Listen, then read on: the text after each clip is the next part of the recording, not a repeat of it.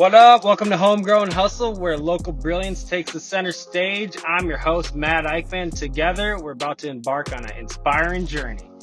Our community thrives on the wisdom of insightful leaders that are right here in our backyard. And we're bringing their expertise to your ears. Whether you're an aspiring entrepreneur or simply seeking inspiration, this podcast is your guide. Join us every week in celebrating innovation, guidance, and the power to inspire greatness. Let's explore the stories that shape our local business landscape, and together, let's ignite the spark of excellence.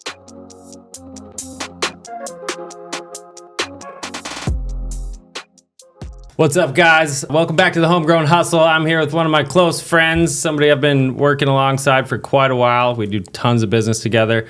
One of the most fun human beings I know to hang out with, Mr. Wes Nichols. He's grown Pro Tree Outdoor Services into one of the leading tree removal companies and tree care companies. Tree care. That's where they don't cut them down, but they help them. First of all, thanks for making the journey outside of the bubble and coming to the big city today. I know you like to hang out on the skirts. A little I get a little overwhelmed anytime it's all right. Too far into the metro. This is the type of guy Wes is. So he's pulling up to the studio.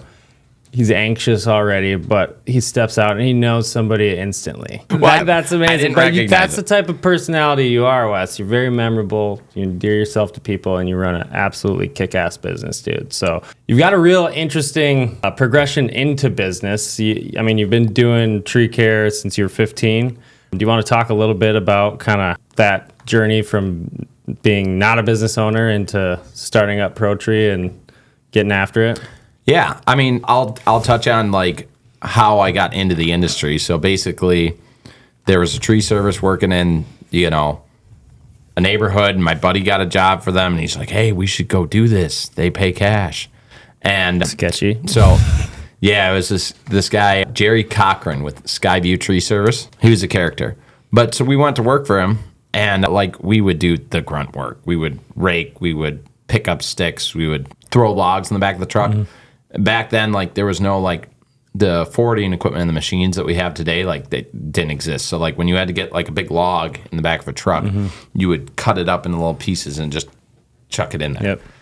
So I got a job for him, and we did it all throughout the summer, and I was just hooked, instantly. I'm like, this is the coolest thing. Just climbing trees and I didn't even want a job, and I probably would have done it for free, mm-hmm. But so that got me exposure to the industry, and then I went and worked for a ton of different guys on and off throughout all middle school and high school, and kind of did my own stuff on the side because it was cash anyway, right? So some of it was actually W-2 work, but I don't know, I just did it all through middle school and high school. And was there a moment or some type of epiphany that you could recall where you're I'm gonna do this myself?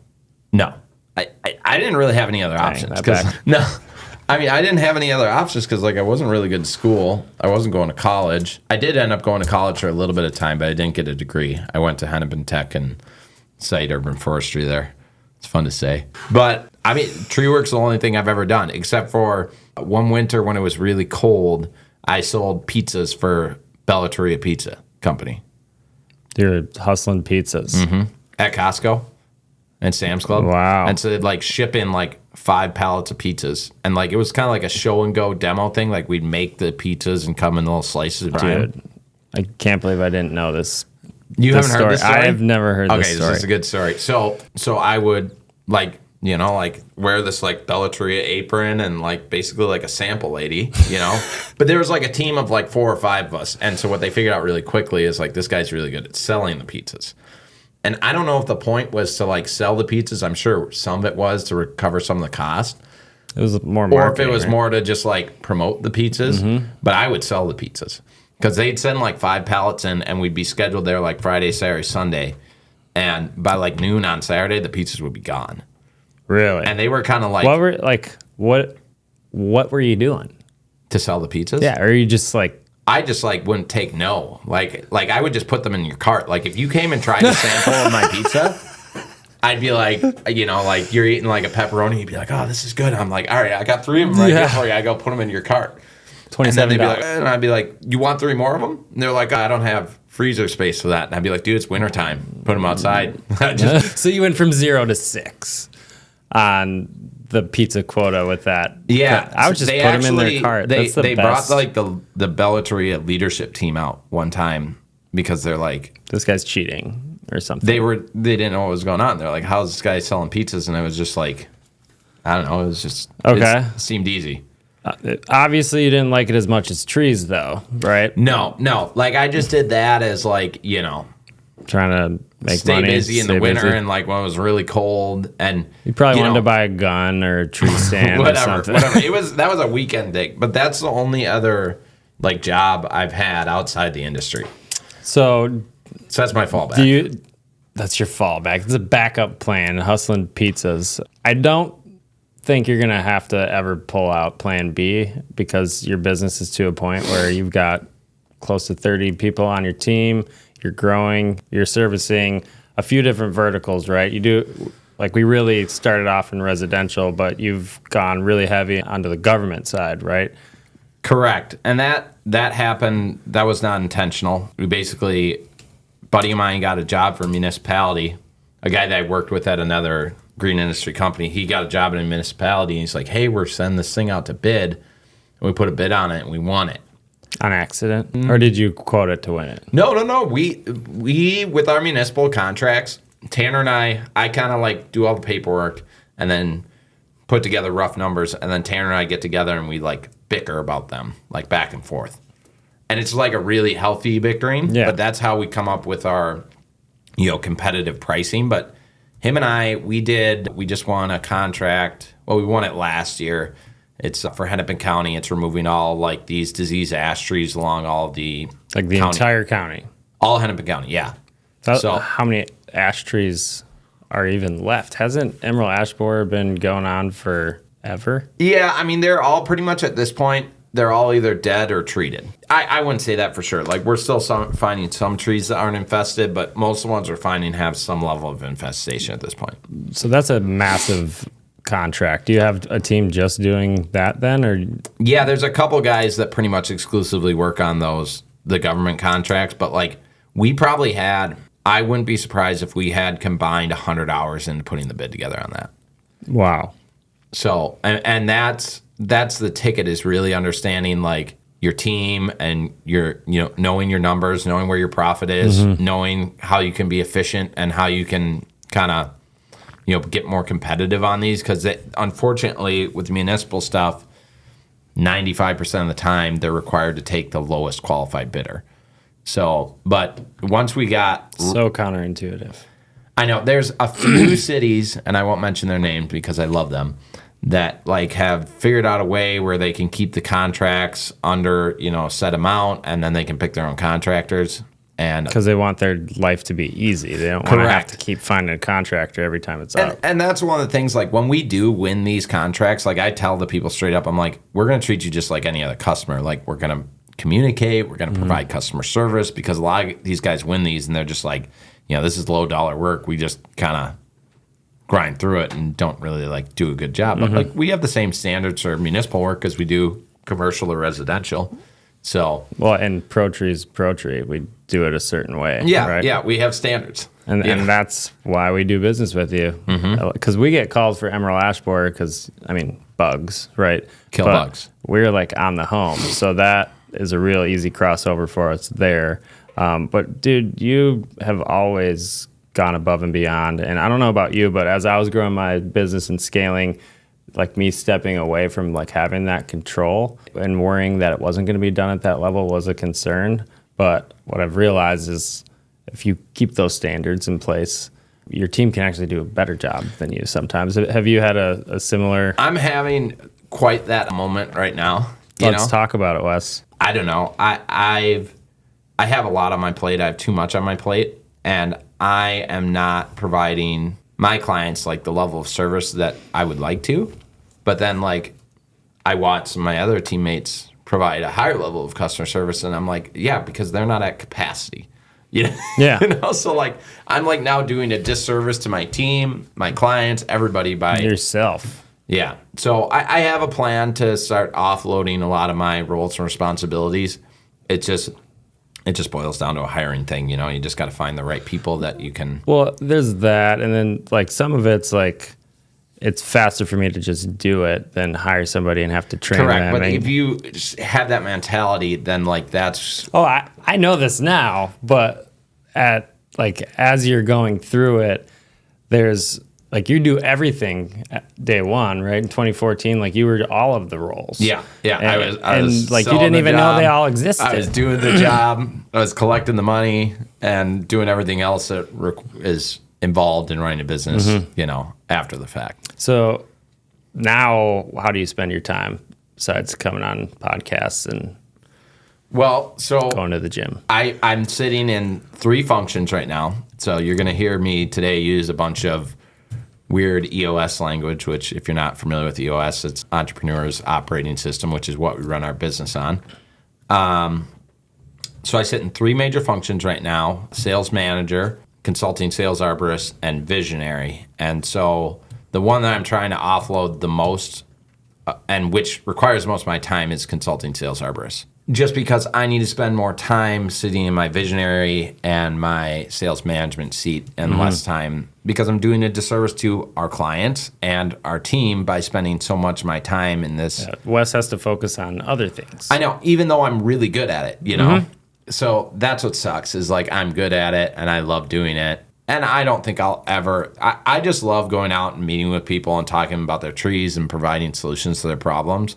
So I don't think I'll ever stop doing that completely on any level. Like I've told myself, like I'm never giving up like City of Excelsior. That'll always just be my bubble, It's a good city. I'm going to start passing off a lot of my other zip codes, pretty quickly here. So as soon as I get another sales arborist onboarded. What were we even talking about? I don't know, dude. I was just going to bring up EOS real quick, though. So you've been running your business on the EOS system for how long? Not as long as you think. So like formally, like since we started with an implementer, 9 months. But I read the book Traction probably 8 years ago, and I like took a bunch of pieces out of it and like put it into our business. Like a lot of people. A lot Correct. of people do that. But at that time, we didn't need EOS at its purest form. But we took a bunch of pieces of it and implemented it into our business, not correctly, which I now know. And then I read the book again, like 4 years ago, tore some more stuff out of it. And then 2 years, or a year and a half, 2 years ago, I read it again for the third time, and I'm like, we need this. Like this. What was different that time? Just where your business is at? It's just like there's only so much you can do without like a structure, like processes on how to like not just like how do you answer the phone, but like a structure for your business organization. That's what it really does. It gives organization and it gives discipline and focus. And it's like a framework for a framework. I mean, like I don't know if it's like. I'm pretty sure it's like the largest operating system for businesses of 20 to 200 people. Did you know Gino's from Minnesota? Yeah. There's a ton of businesses that run on it in Minnesota. And so the more I get into it, because like EOS is like a huge cult thing. Like, they got the orange. Yeah. Well, in Minnesota per capita EOS, there's the most EOS implementers in Minnesota. Correct. Out it's of insane. anywhere. It's insane. And you would never know it until you start looking for it. But then like you'll start to notice like little things on how people run their businesses. And then you start like kind of like digging into it. Give me some examples. I don't know. What's just like a dead giveaway of somebody using running EOS? a business on EOS. They have like a proven process that they follow. And then you kind of start poking it and you're like, where'd that come from? Or like, they use a lot of the language. Like they'll use like target market, visionary, integrator, like those two for sure. Or accountability chart. Like you start to like, and then like. But what I've noticed is like you find businesses that run on EOS, and I'm making this whole thing about a plug for EOS, which I'm not going to do. Though I do love it. It's okay. We'll probably tag them. I mean, it's obviously helped your business. So otherwise, you wouldn't be talking about that. Correct. And you notice these businesses are really well ran, and then you start kind of like digging around and you figure out they're running on EOS. So you mentioned, and I love talking about EOS. I can tell. It's almost like CrossFit for it is CrossFit. It is CrossFit for business Businesses. owner. Yeah, But which is it's a great. language, you know? It is like it's a very culty. I call it, you know, they put the cult in culture. So it's fun though. And it's not complicated. Like EOS is very basic. It's very simple. Like the tools and the processes are easy to So understand. you had mentioned that you looked at it a few times, but you said that you didn't need it. I didn't think I needed it. I mean, could I have implemented? I couldn't have afforded to implement EOS at the purest level, 'Cause, 8 years ago. A lot of what I think about with EOS is I've seen businesses that aren't quite ready for EOS because it does take a lot of time and focus Oh, it's of the so team. much time that it costs money to implement it. If you hire an implementer, you can self-implement. But what they fail to tell you is how much time in labor hours it takes to learn it, roll it out, do it. Make sure there's compliance to it, all the stuff. I don't even want to think about how much money I've spent. All right, let's change the subject. Yeah, but it's good. I mean, it's exactly what we need. But it's taking the focus of your team away from doing the work. making money. Correct. Right? Like it's long-term making money and building a healthy internal structure and culture for your business, right people, right chairs, all that kind of stuff. But that impacts like a business professional, not blue collar, but like a business professional, like let's say financial advising or something, like they can implement with a smaller team because their team's like in the office and they can do that stuff and they're used to that type of day. But blue collar guys, if you make them come in and sit down and there's like 6 or 8 of them, the conversation can really quickly turn into not enjoying the time they're spending in the office. Correct. And some of them, the ones that like discipline and accountability and structure, like they love it, Even like, we have our L10 meetings at all the different levels of the company, but like it's hard, those production people, to like keep them engaged and keep them focused and have them bring value to the meetings. But I think deep down under, I think that the ones that are still here today through the transition like it. Well, because it's like a lot to take in for anybody, but especially if you're used to your day being cutting down trees and now you're learning about internal workings and business structuring, like there's a lot of leveling up in the thought process that has to happen, which can put some pressure on people that they just want to do a good job, right? Correct.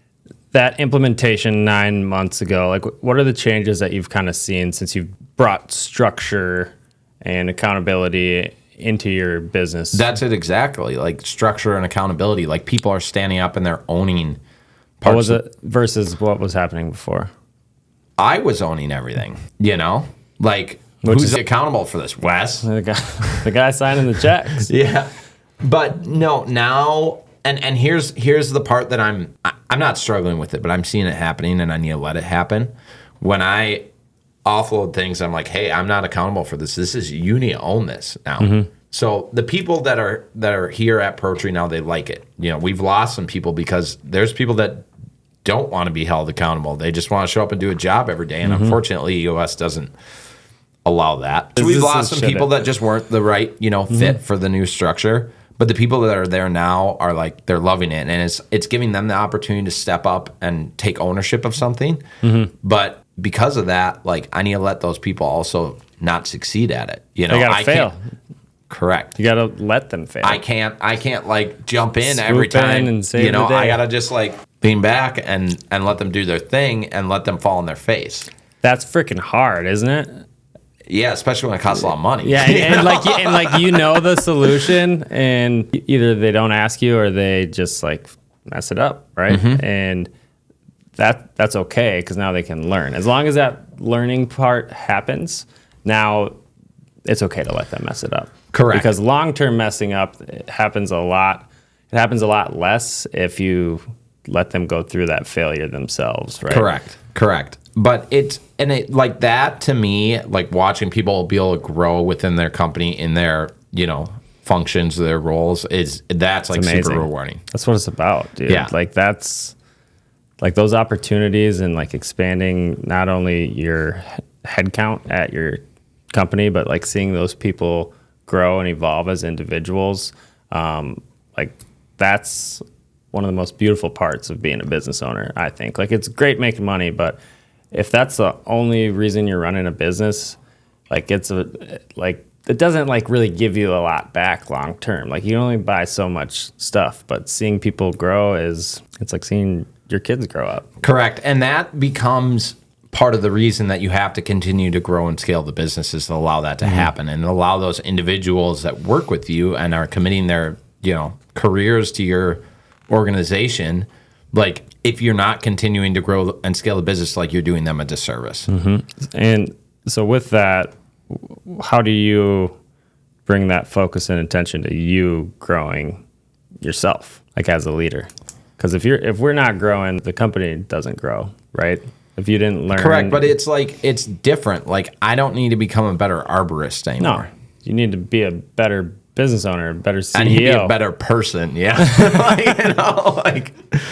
So that's a huge shift though. Like going from working with saws all day to now your spreadsheets and conference calls, like a shift in what your day looks like. Correct. And a lot of it boils down to like strategy and having a good strategy and creating vision around that strategy and then communicating that vision to the team in a way that they understand it and they see how they play a part in it, And that's hard. That requires a lot of just like alone time. Yeah, processing, because like when you're running a company, like even if you don't think about it, like you're still the owner of the company. When there's 30 people there or there's 3 people there, people view and interact with you differently than they would had you just been a guy. Yep. Right? And that for me, like seeing that, because I hired a few friends and stuff like that, and it's just a different interaction at work than outside of it. And that was hard for me to like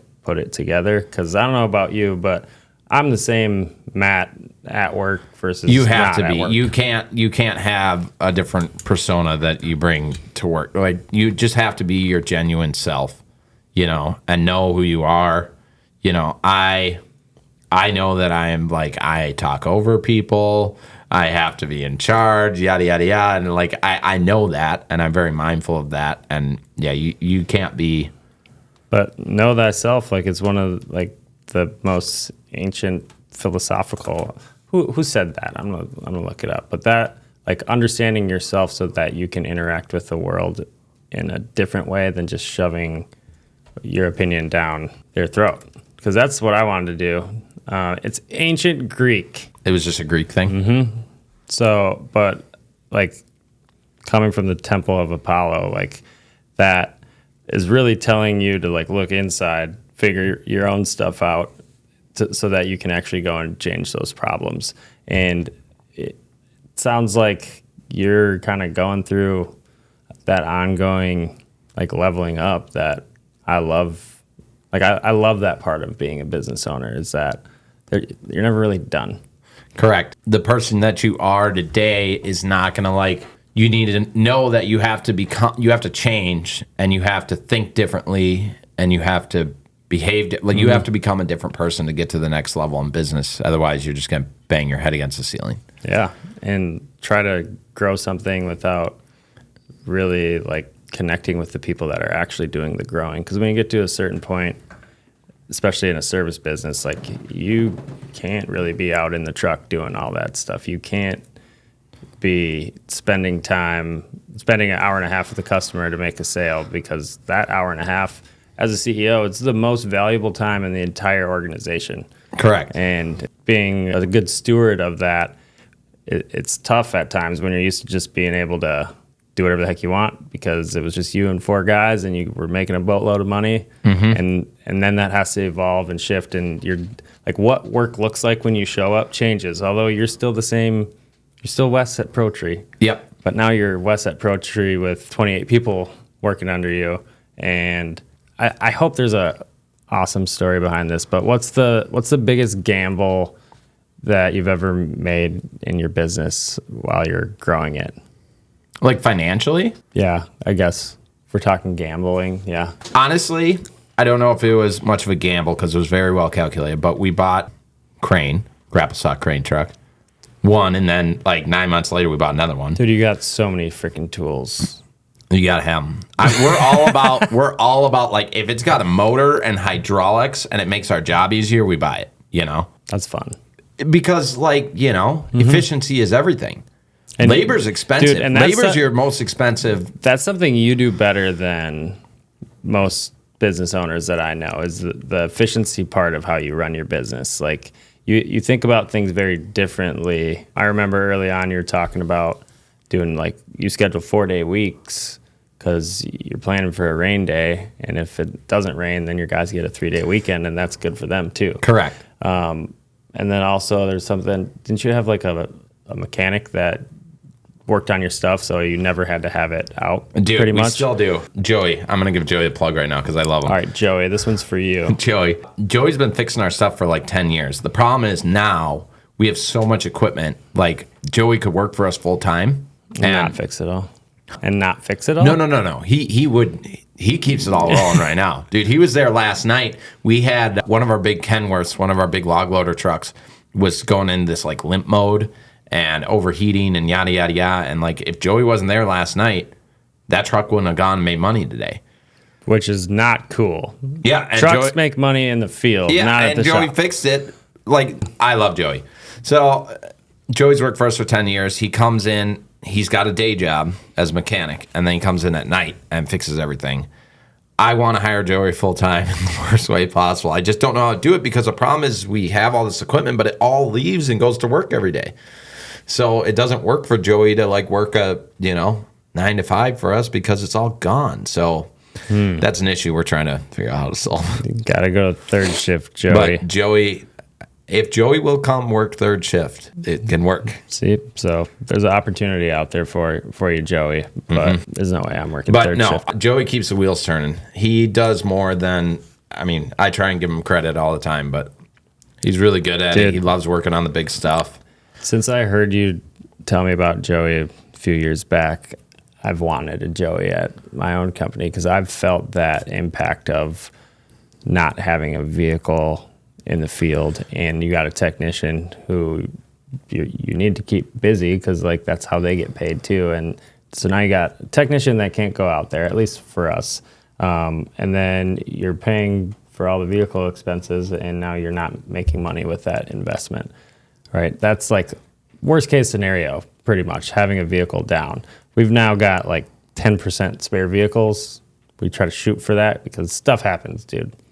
Right? Oh yeah, stuff breaks. Imagine doing tree work. I can't. I'm not discrediting the work that you guys do. The work that you guys do is very technical, but it's not hard on things.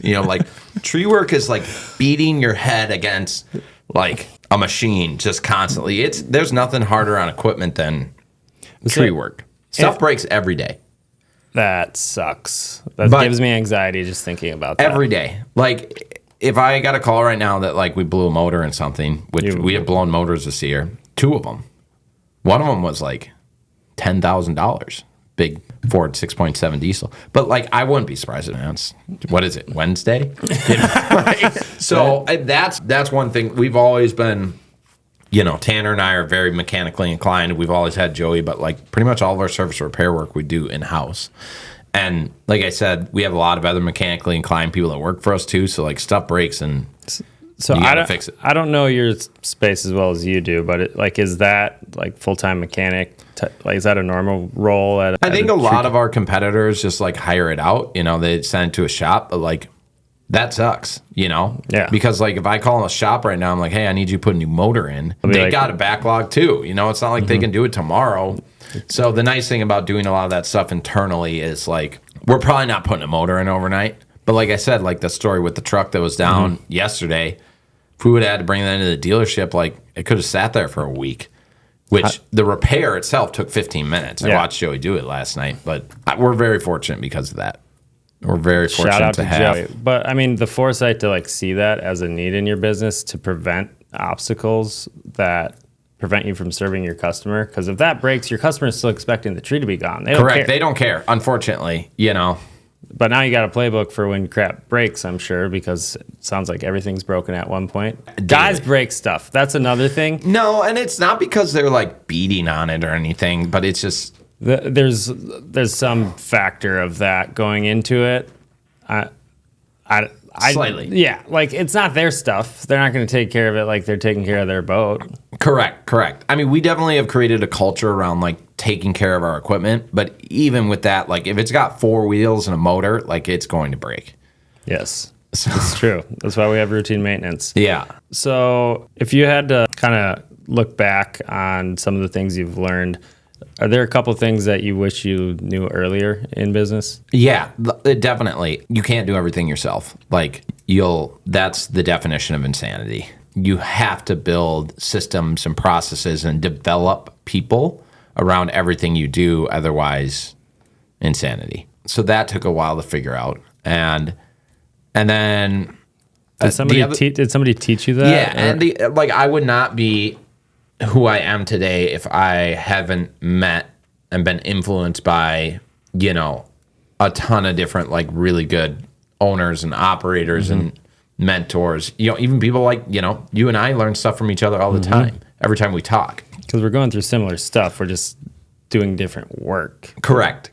It's the same problem. But it converges as you're growing your business. You go from the service work that is so different, it's not even in the same ballpark, and now our roles are coming back where there's more and more and more similarities behind like what our problems at work are.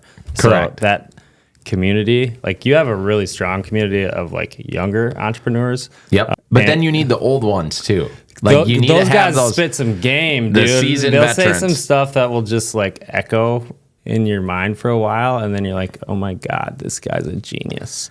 Exactly. Like I had one of those experiences earlier this week. And the guys that have done it for a while, like the problems that you have when you first start your business, like you lose somebody. Like I remember like 8 years ago, if like we lost one of our production artists, like it'd make me want to cry. Wrecked your day. Again, I could get a phone call this afternoon and say, hey, we let so-and-so go, and be like, do you think you get desensitized to it, or is it? I don't know. I don't know if it's desensitized to whatever you just said, but it's just like it's not an issue anymore. It's like you've solved that problem so many times that it's just like great. Like riding a bike, just Yeah. keep it moving. Yeah. So, what are you focused on learning right now? Okay, before we go there, I need to give a plug. This is the third plug. I'm plugging all sorts of people. Let's do it. So let's get them all out right here, though. the best mentor that I've had and has influenced me the most in like becoming the operator that I am today is a guy named Mike Horning. He owns and operates Valley Green Companies out of the St. Cloud market. They do lawn fertilization and holiday decor. And so I met Mike at a conference, I'm going to screw this up, 2016 or 2017. And him and I were sitting down, and, I had a ton of energy about our business and what we did. And Mike's like asking me about my numbers. And I'm like, what do you mean? What do you mean? Like, I don't understand that. And so Mike is just a fanatic about finance and budgets and overhead recovery and knowing where your net profit is. And so he's like, dude, this kid needs help. And so he like took me under his wing, and he brought me in, and he taught me this G&A overhead recovery system that he was taught by a guy named Jim Houston. Jim just passed away, unfortunately, 6 months ago. Another guy. I've gotten to know Jim over the years, but Mike knows Jim's systems and processes just as good as Jim does. But he taught us how to do this budgeting and this overhead recovery, and we still do it today. So when you're saying that, what do you mean? Like basically, you take, you figure out what your overhead is, your expenses, your labor costs, everything. You break it down, and you figure out what you need to be charging per hour. You say, hey, I want to make a 25% net profit based off of all, your overhead and expenses and labor costs and burden and everything. You put it into a big Excel sheet, and it says, hey, you need to charge this much per hour. And so when we start doing that, what we found really quickly is we had a bunch of work we were making a bunch of money on. We had work that we were breaking even on, and we had work that we were losing money on. And so we started doing this, we figure out what we need to charge, and we start job costing every single job that we did. And how it would work is Tanner and I would get back to the shop every day, and we'd literally go up in the office, and we'd do the math and be like, oh, we made money here. Per job? Every single job. Do you still do that? We still do it. It's changed. It's not me and Tanner going up to the office at the end of every day. Somebody else is doing it. Yeah, somebody else is doing it now. But I mean, that was like when we started doing that, that's when we really started to understand where our margins were and what we needed to, we need to stop doing this work. We need to focus more on this type of work. We need to adjust our pricing on this type of work. And that's when we started doing that.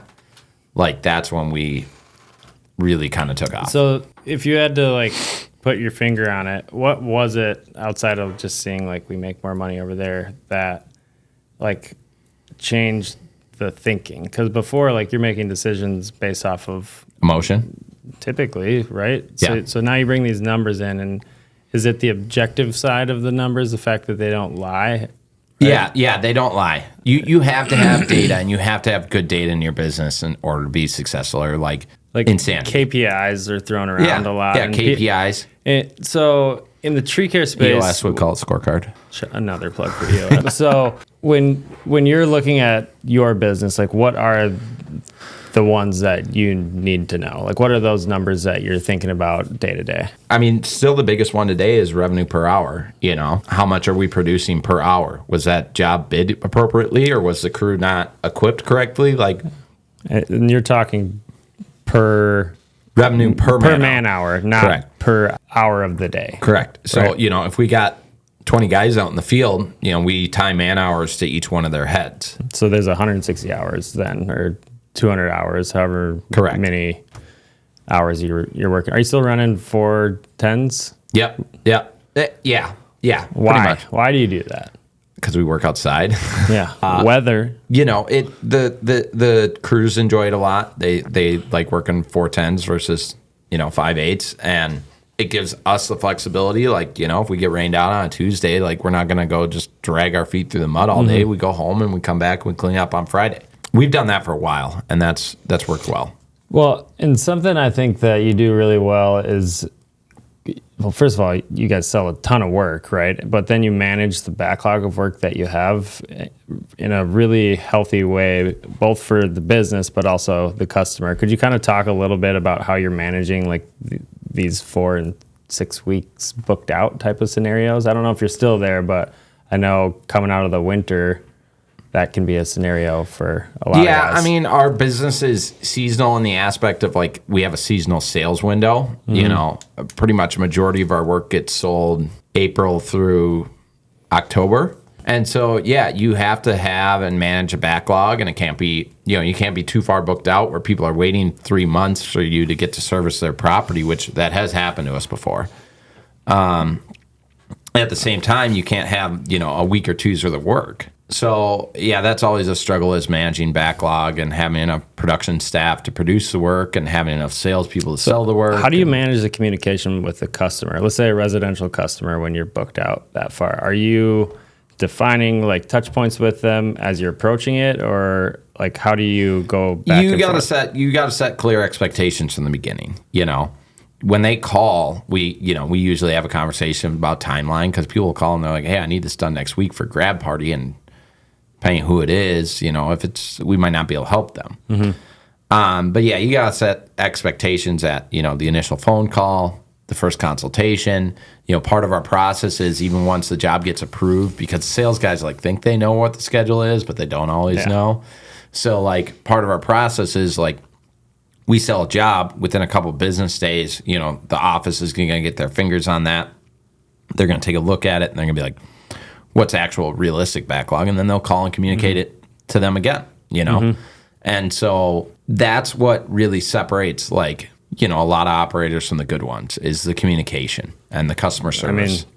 And if you set clear and honest expectations from the beginning, the goal is that you don't have an upset client. They know what to expect, so they're not calling and asking questions, and your team has to tell them, well, we're coming out next week, kind of like what we told you originally. Like, if that's so clear at the beginning, and how we do it, we kind of define touch points where, hey, we'll reach out to you on Friday and let you know where you're at. Like, because if our guys get the work done faster, like, we want to pull everything forward. But I mean, trees, people can wait on a little bit. When we're talking animals in people's attic, everything is an emergency, because like their place of peace is being attacked. Yeah.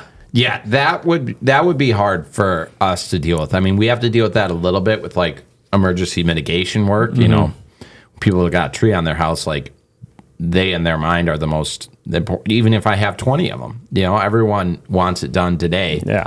And that's tough. But yeah, you guys deal with I want it out like yesterday. Yeah, like can you teleport here after I hang up the phone to come get this out of my house?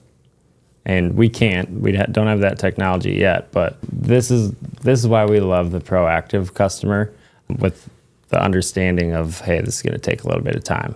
Yep. Like, because everybody's dad's cut down a tree before. Like you've seen that, but not a lot of people can come and bring a crane in and crane some crap over your house. Like when you guys removed the tree from my house a few years back, I was absolutely flabbergasted by like how everything was working and how it happened so fast. Like you guys went and did more jobs after that. Correct.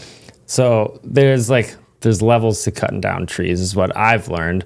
But you're constantly looking to tweak not only the efficiencies at how do we get more work done, because every customer wants the work that they agreed to done as fast as possible, but you're doing it to drive revenue, take care of that customer, and you're still building out a backlog. So it's like from a efficiency standpoint, like you've got all the tools in front of you and you spend time on that, right? Because like those little tweaks, you don't have to hire new people or buy something new all the time. Maybe you just need guys to not hang out at the gas station for 30 minutes. Oh yeah, we don't do that. Like, that was something we figured out a long time ago. So our first crack at solving that problem was Tanner and I had fuel cells in our trucks and our pickups, and so we'd go to the gas station ourselves every night, you know, get 200 gallons of fuel, then bring it to work, and we pump all the trucks.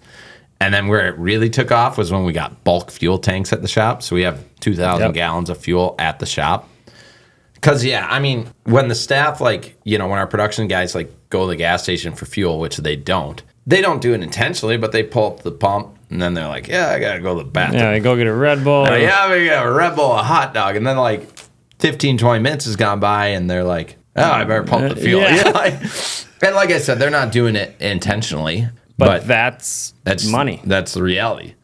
Absolutely. So, I mean, I'm probably going to go and rethink how our guys are doing that, because like we're not running diesel like you guys, but man, we sure buy a lot of gas every month. Yeah. But for you, like your guys are your service trucks are like going home with the guys every night, and they're not like come back to shop all the time.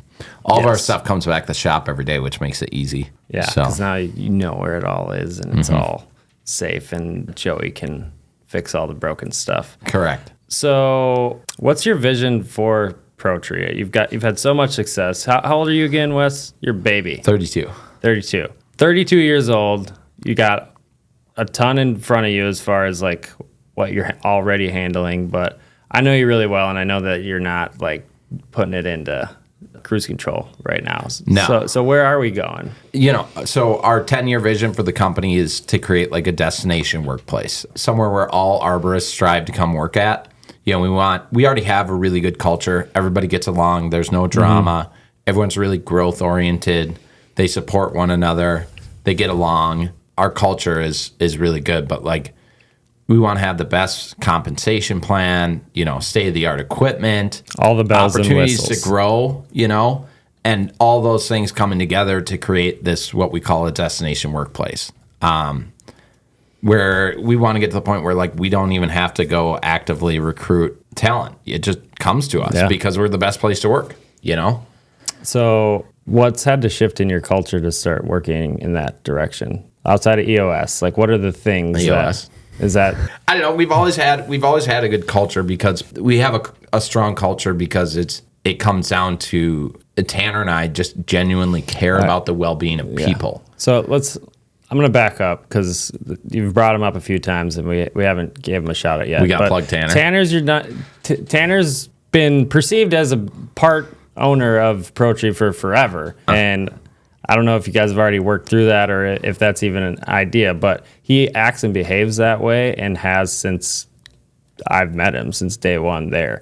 Can you talk a little bit about the importance of having like a number two like that? Because not a lot of guys have that. Correct. I don't know what I would do without him, you know? He can do. People love working for him too. He's a better guy. He's a better person to work for than me. You know, I'm not surprised. Because, people love working for Tanner. He's just the most genuine, heartfelt, caring person that you might meet, and maybe too much sometimes. But you guys balance each other. I remind him all the time like how much he does for every one of our team members. But the thing is, because of that, how much he cares about them and how much he's willing to go above and beyond for each single one of them and listen to them and make sure they're understood and recognize them when they're doing well. When Tanner asks something of them, they do it. They do it. Like last Sunday, 6 tornadoes blew through the West Metro right there, our service area.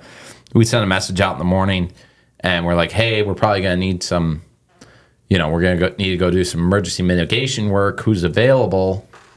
It's a Sunday, a nice Sunday. It was nice out that day too. And before we could even really have a clear understanding, we didn't even say oh, you're available. Please come in. We had 5 guys driving to the shop.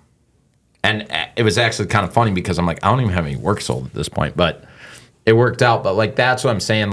That's because we genuinely do care about everybody that's on our team, and we want them to be successful and be the happiest, healthiest version of themselves. And because of that, when you say, when we're like, hey, we got to go out today, they're willing to step up and do the work. And so... And volunteer for the, hey, this isn't the best case scenario. Nobody wants to go do that on a Sunday, but yeah, they're always willing to step up and go the extra you mile. And Tanner both kind of being on the same page through it all allows you to be able to do that because you can focus on building the business and the finances and all these different things. He's focusing on the people that drive that. Correct. So that number 2, Tanner, you're a heck of a guy. Don't go jumping out of any more trees or anything like that. But people like that, it's a really good example of how your business really is the people that are there. Not necessarily, it's not you and I anymore. No, that goes out the door, and it's about everybody else but us. Correct. And I think Tanner's kind of taken that view or that perspective of it's not about him. You just got to do what has to be done sometimes. Tanner very much so puts the well-being of everybody in the organization and the company before himself, And that's the true definition of a selfless leader, Yeah, that's amazing. And that's another thing on our, our 10-year destination workplace. And we want to build a leadership team that consists of selfless individuals. That put the well-being and the health and happiness of their team before and the organization before themselves. Yeah, and that's a lot to ask, especially to ask somebody to evolve through the thought process of coming into a job just wanting to be good at their job and make decent money, and then now you've got to grow as a person, but if you see the future, you want to do those things. Correct. And so you got to have a clear vision that everyone wants to be a part of.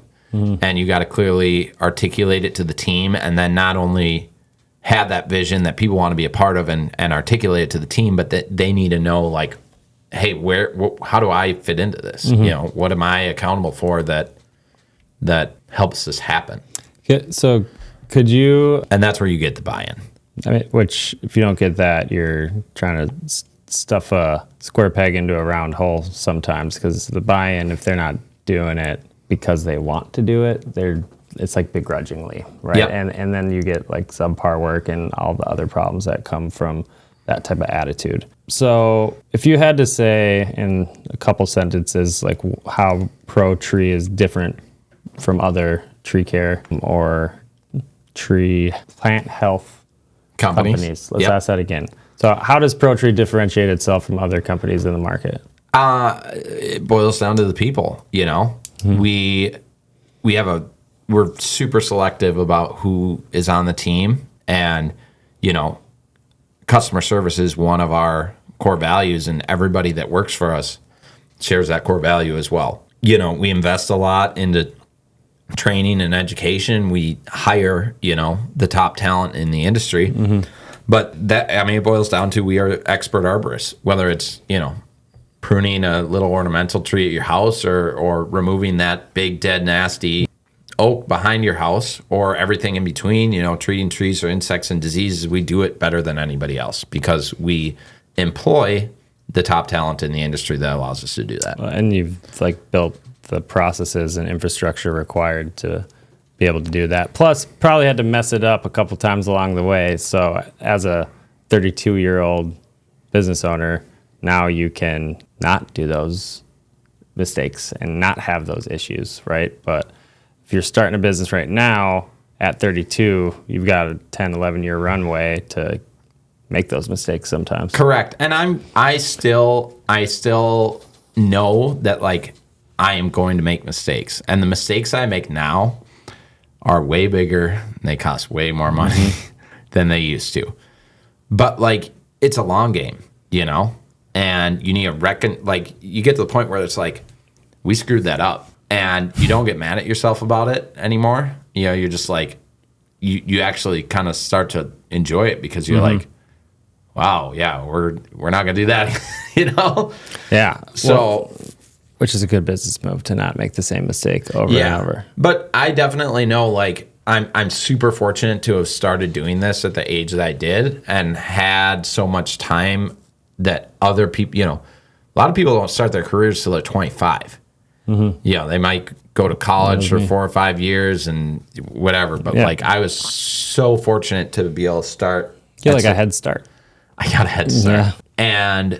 But I still have a lot of runway. I'm 32. I'm not going to quit doing this at 40. I'm probably going to keep doing this forever. So it's a long game, and you just want to do it the best that you can the whole time. Correct.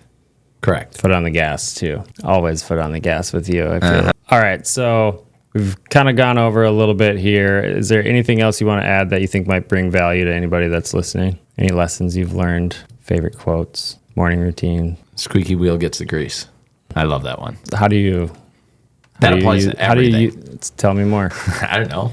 Collections, accounts receivable. People are how do you collect all this money? I had this epiphany yesterday with my almost 3-year-old that first of all, children are the best sales people ever. Not with the tact and approaching it the right way, but they just don't give up. Yep. And they get what they want a lot of times at the end because they just keep asking for it. And that's kind of the squeaky wheel gets the grease. Last night, my daughter, I don't know, she forgot something in the car. She wanted to go back to the car from soccer. We were watching her sister, and she just asked for 6 minutes straight. And then we went to the car. Yeah. So the squeaky wheel gets the grease. And I think for salespeople, if we don't give up, it keeps going. And with any part in the business, if the only risk is reaching out and them saying no, or something that really isn't that worst case scenario, we are almost obligated to do that, right? It's not out of we want to make more money, but it's our job to make sure that we bring more money into the business. So if we're not reaching out because, last time they sounded mad on the phone or something, we're the one that terminates opportunity, not the customer. Yep. Because the customer wants to do it, otherwise they would have never talked to you. Yep. So that goes back to let's just stick 3 of these pizzas in your cart and not taking no. Yes. Right. So you just have that built in, obviously, or maybe you never lost it from being a toddler. I'm not sure. But regardless, that's just a little piece I wanted to add here at the end. So I've got one question that we ask everybody, except for one person actually, but we're going to ask you. So what's the word hustle mean to you in terms of business? It's being willing to put in the work, that other people won't, because it's being willing, it's being not being willing to give up when things get hard, because in business, there's days, there's months, there's quarters, there's years where things don't go well and you're just beating your head against the wall, and you have to be able to push through that and persevere. There's been so many times where I've wanted to quit. And I think for me, it's not really an option because, like I said, I don't really have a fallback. But that's what it is. If you're not willing to do the things that have to be done every single day and push through those really hard things that you have to do and know that you're going to get through it and there's going to be, a light at the end of the tunnel. You have to know there's a light at the end of the tunnel because otherwise it's insanity. Yes, for sure. But that's what like the hustle is to me. It's really well said, dude. Like you kind of take giving up out of the equation. Like it's not really an option. So why are we even why is it on the table? So you just remove that, reverse engineer it from the beginning, and now you just find a way. Correct. And I mean, you're just that type of guy. So I'm excited to see how you grow your business, and I bet in a year or so when we have you back on, we're talking about way different problems, and maybe the whole EOS honeymoon has died down a little bit, but based off of my I don't think so. My experience with people in EOS, once they get in, there's no other way. They don't actually know how they ran a business without it. Correct. So, well, Wes, thank you so much. If you're in the West Metro, you're looking for tree care, or you've got a tree that looks like it's going to fall on your house, something like that, give this guy a call. Very honest and authentic throughout the entire company, but really they're going to take care of you at the highest level, not just in this space, but across the country. And I say that not lightly. So thanks for running a great business. It makes every referral we give you a lot easier for us to send it over because we know you're going to take care of them the same way we would take care of them, right? So just keep it up, dude. You're amazing. And till next time, guys, keep hustling. Are you dealing with pest or wildlife issues on your property? Call us at 763-328-0156 or scan the QR code to learn more. Thanks again for joining us on Homegrown Hustle. Our local business community thrives because of the brilliant leaders right here in our backyard. And it's been an absolute privilege to provide them with a platform to share their invaluable expertise. Stay tuned for more insight, wisdom, and inspiration from our local business champions. Don't forget to subscribe, rate, and review us on your favorite podcast platform. Together, we'll continue to nurture and expand our homegrown success stories. Matt Eickman signing off until our next insightful episode.